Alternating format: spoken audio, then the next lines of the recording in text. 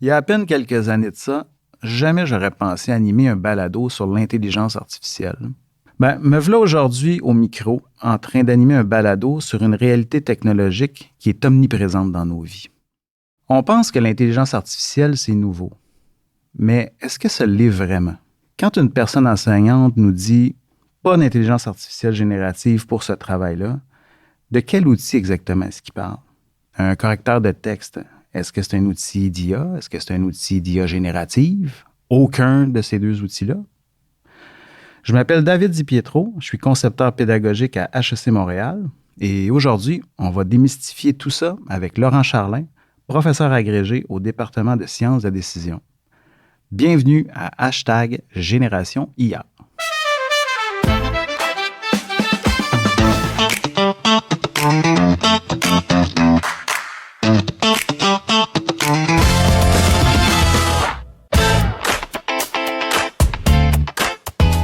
Bonjour Laurent, merci de prendre le temps de venir démêler tous ces termes-là avec nous.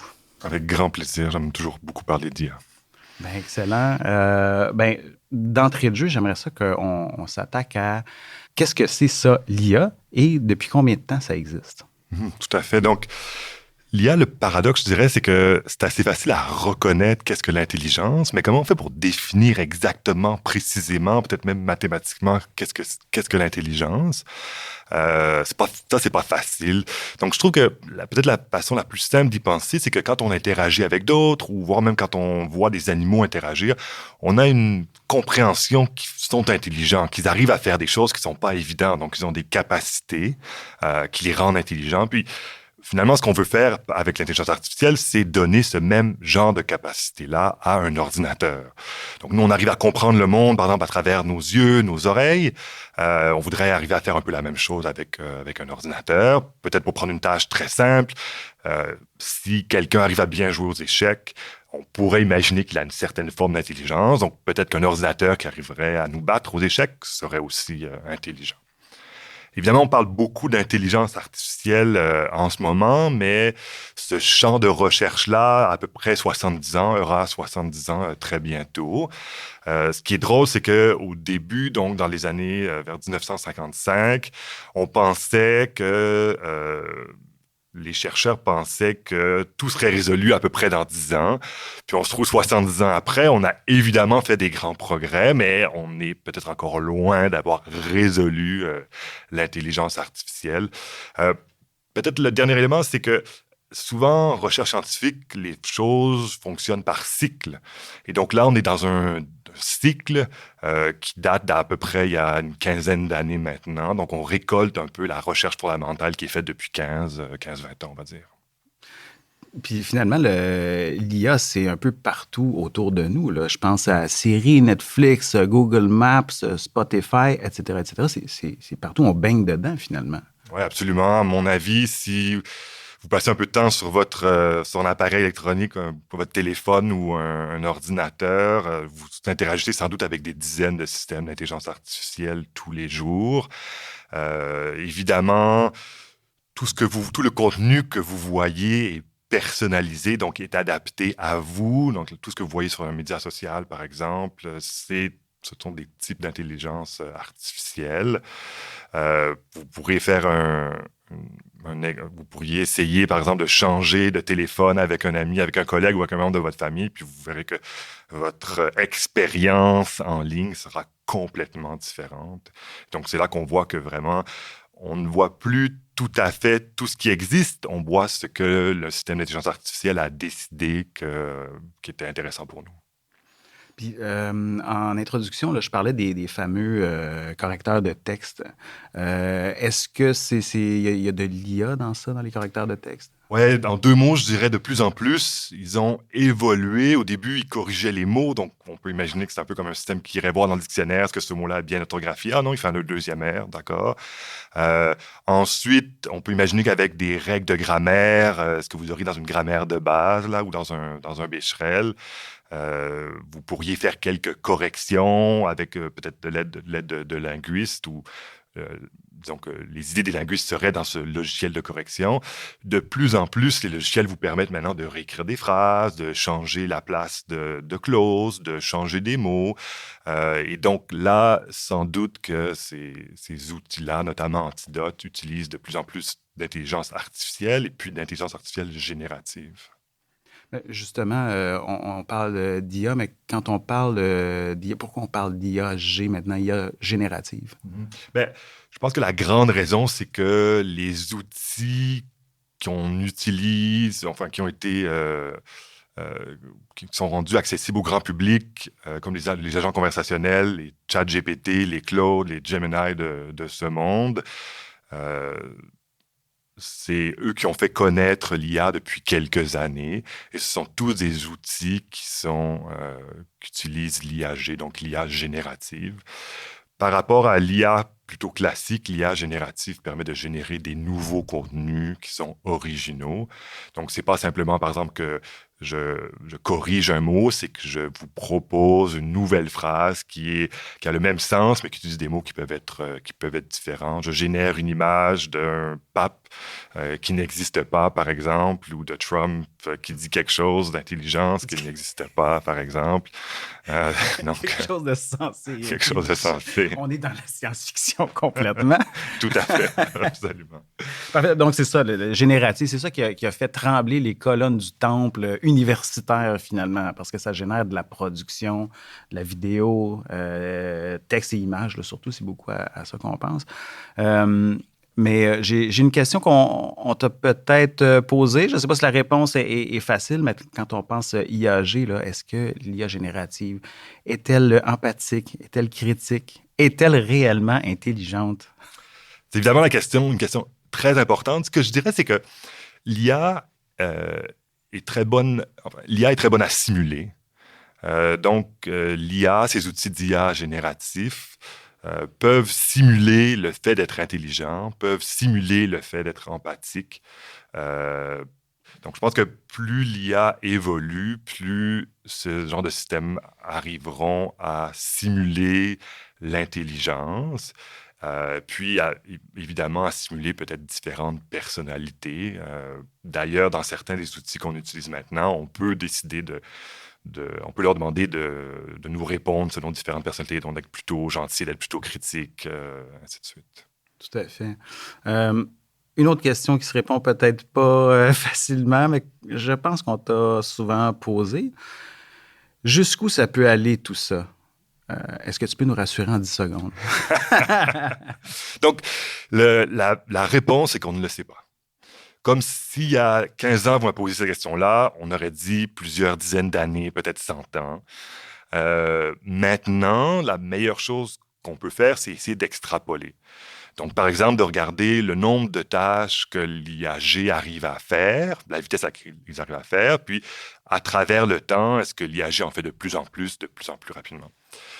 Si on extrapole, donc ça veut dire que si on pense que l'IAG va continuer à évoluer à le rythme auquel elle évolue depuis quelques années, on peut imaginer qu'on aura une intelligence artificielle générale, donc qui serait capable de faire toutes les tâches cognitives de l'humain d'ici 5 ans. Est-ce que c'est 5 ans? Est-ce que c'est 10 ans? Est-ce que c'est 20 ans? Puis ensuite, au-delà, on parle de la science fondamentale, mais c'est pas parce que quelque chose existe dans un laboratoire que le déployer, le faire utiliser par des millions, voire des milliards d'humains, ce sera la chose la plus facile. Donc, les technologies normales peuvent prendre plusieurs dizaines d'années avant d'être complètement utilisées, déployées, suffisamment robustes, et ainsi de suite. Puis il me vient en tête aussi une question, justement. Est-ce qu'on sait garder le contrôle de ces engins-là? C'est une excellente question. Donc, il y a plusieurs façons d'y penser. Un, c'est de dire, c'est un système informatique. Si je le débranche, donc je coupe son alimentation électrique, le système n'existe plus. Après, je pense qu'on est tout autour de nous, on vit avec des systèmes qui sont imparfaits et que personne n'a décidé de débrancher. Donc, je pense que le danger potentiel est peut-être plutôt là. C'est qu'on peut avoir un système qui plaît à quelques personnes, Est-ce que c'est 50%, est-ce que c'est 75%, est-ce que c'est 20%? Ces gens-là décident que ce système-là doit être utilisé, donc peuvent l'imposer à d'autres. Mais pour l'instant, même si c'est super facile, je trouve, de penser à un scénario un peu de science-fiction, pour moi, ça reste de la science-fiction. L'humain est en contrôle de ces systèmes-là. D'ailleurs, l'humain développe ces systèmes-là. Mais ce qui me semble particulièrement important maintenant, c'est que quand j'ai commencé avec l'intelligence artificielle il y a maintenant une vingtaine d'années, on était, on va dire, quelques centaines, quelques milliers à travers le monde vraiment à travailler dans ce domaine de recherche-là. On était donc avec des formations en ingénierie, en maths, en sciences pures, en physique, des choses comme ça. Puis évidemment, l'impact qu'on avait était sur cette communauté-là. Donc, c'était correct qu'on se retrouve entre nous. Aujourd'hui, quand l'impact de certaines de nos recherches sont déployées puis peuvent avoir donc un impact sur toute la société éventuellement, ben là, c'est plus à nous, les développeurs d'intelligence artificielle, à faire des choix seuls. Puis c'est là qu'il faut absolument avoir une discussion, on va dire, au niveau sociétal, dire, OK, qu'est-ce qu'on veut faire avec l'IA, qu'est-ce qu'on ne voudra jamais faire avec l'IA, puis comment on s'assure, notamment à travers la réglementation, pour qu'on aille dans cette direction-là. Maintenant, si on s'attarde en fait à l'impact que ça peut avoir, là, qu'est-ce que ça change l'IAG pour les étudiants? Je dirais que ça change à la fois tout et à la fois rien. C'est-à-dire que je pense qu'en ce moment, un étudiant qui déciderait de ne jamais utiliser l'IAG, dans les mois, les années à venir, ne serait sans doute pas pénalisé. Par contre, la façon dont je l'imagine, c'est que en ce moment, on est dans un mode exploratoire. On a une nouvelle technologie. On se demande comment cette technologie-là, on doit l'utiliser, comment on peut l'utiliser, comment elle va nous aider. Puis même, qu'est-ce que ça veut dire nous aider exactement. Donc, peut-être mon conseil, ça serait, aux personnes étudiantes, ça serait essayez-le. Essayez de comprendre comment cette IAG peut vous aider. Demandez-vous, est-ce qu'elle vous rend plus efficace? Est-ce qu'elle aide éventuellement à faire des choses plus rapidement? Est-ce qu'elle vous rend plus heureuse? Est-ce qu'elle vous rend plus anxieuse? Ça serait un peu ma suggestion. Puis peut-être en 2 mots, la façon dont vous pouvez l'imaginer, c'est que c'est un assistant. C'est un assistant qui peut vous aider, mais qui se trompe aussi assez souvent. Donc, quand mon fils de 8 ans me dit que l'école a explosé, je vais sans doute avoir tendance à lui poser quelques questions en plus. Qu'est-ce que ça veut dire exactement? Hein? Est-ce que c'est vraiment qu'elle a explosé ou c'est qu'il y a eu peut-être une alarme d'incendie? Puis c'est un peu le même genre de sens critique, je pense, qu'il faut avoir avec nos assistants d'intelligence artificielle. Peut-être qu'ils peuvent nous aider, mais de temps en temps, ils disent complètement n'importe quoi. Et donc, c'est pour ça que ce sens critique, cette expertise-là humaine reste pour l'instant extrêmement importante. C'est ça, donc tester, mais garder le contrôle, là, finalement. Oui, tout à fait. Puis se rendre compte que si on lui demande des choses auxquelles on n'a pas du tout la réponse, ben là, c'est dangereux parce qu'on ne sait pas est-ce que l'IA vient d'inventer quelque chose de nouveau qu'il faut en faisant une inférence qui semblait être correcte ou ce n'est pas le cas. Je donne un exemple très rapidement. Quand ChatGPT est sorti, je lui ai demandé d'écrire la biographie d'un politicien canadien assez connu à ce moment-là. Puis, ChatGPT a généré quelque chose qui était à peu près vrai, sauf à la fin, il disait que le politicien avait 2 enfants. Et puis, ce n'est pas le cas, ce politicien n'a pas d'enfants. Et donc, dans ce cas-là, ChatGPT avait sans doute fait cette fausse inférence que les politiciens canadiens, en moyenne, ont 2 enfants. Donc, cette personne-là est un politicien canadien, donc doit avoir 2 enfants. Il est probable que, mais sans me le dire. Il l'a dit vraiment comme avec une certitude, ce qui était faux. Donc, quelquefois, faire des inférences, imaginer que quelque chose va arriver, ça peut nous être extrêmement utile, mais quelquefois, ce n'est pas le cas. Puis, ces systèmes-là, je pense que David, c'est un excellent point, nous disent souvent des choses avec grande certitude, alors que nous, entre humains, on a souvent beaucoup plus de nuances. Ça va peut-être arriver, c'est probable, je pense que, j'imagine que, si je me fie à mon expérience, je crois que. Donc, on a tout un tas de mots pour justement distinguer ce qu'on croit être absolument vrai, puis ce qu'on sait être faux.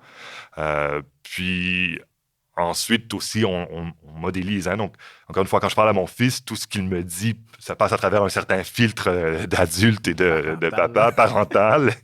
Donc, je sais que tout n'est pas vrai. Ouais. Je ne sais pas si c'est vrai, je lisais que ces systèmes-là cherchent à nous plaire aussi. Donc, ça amène une autre sorte de nécessité d'être vigilant par rapport à son utilisation, finalement. Absolument. Donc, ce qu'il faut voir, c'est que pour l'instant, ces systèmes-là sont contrôlés par quelques grandes compagnies. Et donc, ces compagnies-là, un peu comme un journal, par exemple, ont des lignes éditoriales. Et qu'en fonction des lignes éditoriales, ils vont permettre à un robot conversationnel de dire certaines choses d'une certaine façon ou d'une autre façon. Il y a même des outils qui ont été carrément censurés. Donc, notamment, il y a un outil chinois qui n'avait pas le droit de parler de certains événements de politique interne chinois. Donc, ça, c'est vraiment la censure, c'est comme l'exemple peut-être le plus frappant. Mais en général, il faut arrêter de penser il ne faut surtout pas penser que la technologie est neutre. La technologie a des biais. Certains des biais sont donnés à travers ces lignes éditoriales. Certains des biais viennent d'ailleurs, puis on ne les contrôle pas complètement.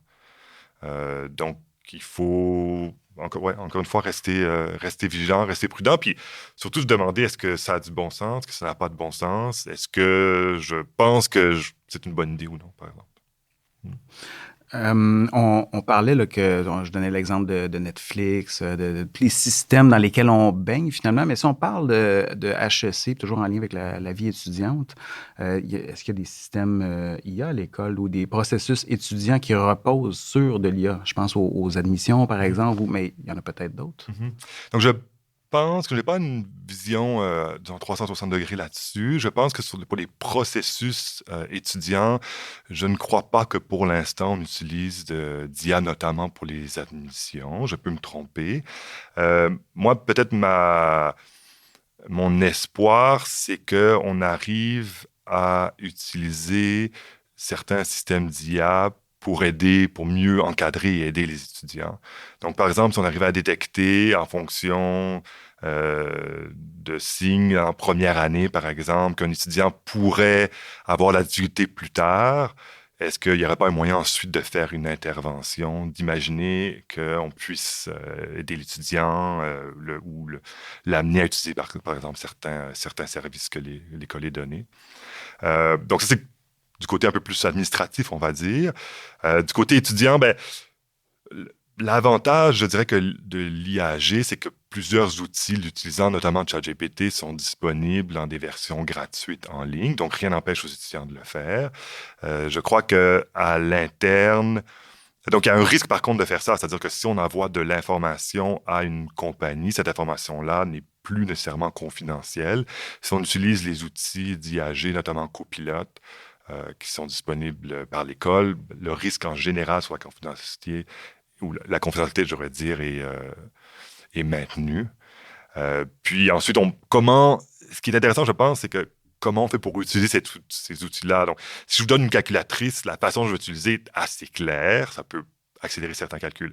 Si je vous donne accès à une IAG, comment vous allez l'utiliser exactement? Puis ça reste un peu la question que tout le monde se pose en ce moment. Donc, encore une fois, peut-être ma suggestion serait aux étudiants, essayez-le, puis parlez-en ensemble, essayez de trouver les meilleures méthodes, ce qui est les meilleures façons de faire. Tout à fait. Tu parlais de Copilot qui est disponible aux étudiants, que ça assure une certaine confidentialité.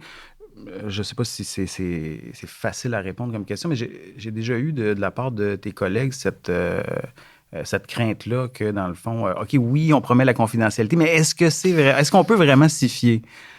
Y a-t-il une réponse? Je dirais que donc on peut aller lire sur les sites web des compagnies qui offrent ce genre d'IA-là. En général, ils nous disent voici ce qu'on se permet de faire avec vos données. Puis grosso modo, plus vous payez, moins ils se permettent de faire des choses.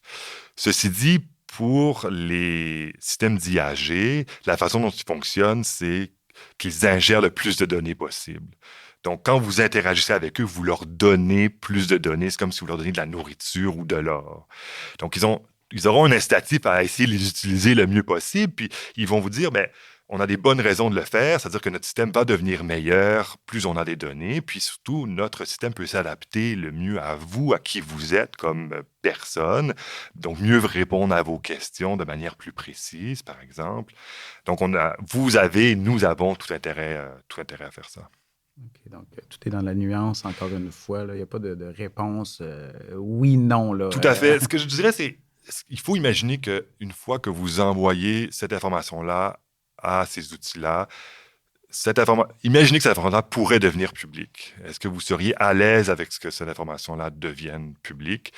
Sinon, si vous ne l'êtes pas, je me garderai une petite gêne ou j'essaierai au moins de changer suffisamment de choses pour que même cette information ait été divulguée un jour, il n'y ait pas de conséquences négatives, par exemple. Oui, c'est ça. C'est déjà une bonne règle de décision, en fait. Un bon compas, on va dire. En terminant, on a l'habitude, en fait, de lancer un défi à la personne invitée. Quel défi aimerais-tu lancer à la communauté étudiante? Mon défi pour l'étudiant, c'est de trouver les 2, 3, 4, 5 choses que l'IAG, pour lesquelles vous voulez vraiment utiliser l'IAG. Ce que vous pourriez faire, c'est penser aux tâches que vous faites dans une journée, puis essayer de commencer à en faire certaines avec l'IAG. Vous allez très vite comprendre ce qui fonctionne pas. Puis quelquefois, quand ça ne fonctionne pas, si vous réessayez, vous allez peut-être trouver la manière de faire fonctionner. Puis l'autre chose, c'est imaginer une IAG parfaite. Qu'est-ce que vous ne voudriez jamais faire avec l'IAG? Qu'est-ce que vous n'auriez jamais remplacé, jamais utilisé l'IAG pour? Est-ce qu'il y a des choses ou est-ce qu'il n'y en a pas? Je pense que c'est penser à qu'est-ce que vous pouvez faire puis qu'est-ce que vous n'oseriez jamais faire. Je trouve ça vraiment intéressant. Surtout, qu'est-ce que vous ne voudriez jamais faire? C'est vraiment intéressant, justement, pour trouver des façons plus précises de l'utiliser. En tout cas, du moins, préciser sa réflexion par rapport à l'usage de l'IAG. Moi, il y a beaucoup de tâches dans une journée que je serais peut-être content de ne pas faire, mais il y a beaucoup de tâches que j'adore faire. Donc, a priori, même si l'IAG était capable de les faire, j'aimerais mieux continuer à les faire. Ben, Laurent Charlin, merci beaucoup. C'était vraiment fascinant et intéressant de t'entendre parler de ça. Merci beaucoup, David. Eh bien, merci à tout le monde de nous avoir écoutés. Je vous invite à suivre nos prochains épisodes de la saison 1 de #Génération IA. #Génération IA est un balado soutenu par les cellules de travail en intelligence artificielle générative à HEC Montréal.